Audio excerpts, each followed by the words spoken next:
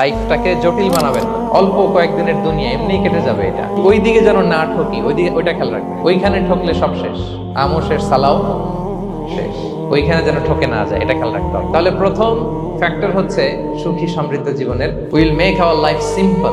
Simplicity is the কি to happiness. আপনি লাইফটাকে সিম্পল করবেন, আপনি হ্যাপি হবেন। রাসূল সাল্লাল্লাহু আলাইহি ওয়াসাল্লামের জীবনের দিকে যদি তাকান, দেখবেন তিনি তাই করেছেন। সুবহানাল্লাহ। সহিহ মুসলিমের একটা হাদিস শোনাই আপনাদেরকে। আম্মা জান আয়েশা রাদিয়াল্লাহু তাআলা আনহা বর্ণনা করেন। তিনি বলেন, একদিন সকালবেলা রাসূল সাল্লাল্লাহু আলাইহি ওয়াসাল্লাম আমার বাসায় আসলেন। ফজর নামাজ করে এসে বলতেছে, আয়েশা ফজর নামাজ করে আসছি, ব্রেকফাস্ট করার মতো কিছু আছে ঘরে?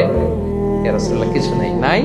ঠিক আছে, আই এম ফাস্টিং, যাও আমি রোজা রাখলাম, রোজা নিয়ত করলাম।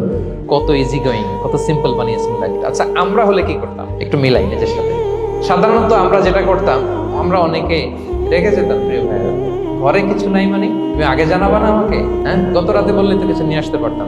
সাধারণত এইভাবেই তো রিয়েক্ট করি আমরা। আগে জানাবা না কেন? আগে বলো নাই, রেখে যেতাম। অথবা বলতাম, আচ্ছা ঠিক আছে, এখন যে একটা কিছু ব্যবস্থা করি, দেখি কিছু পাওয়া যায় কিনা। এরকম অনেক ওয়ে খুঁজতাম।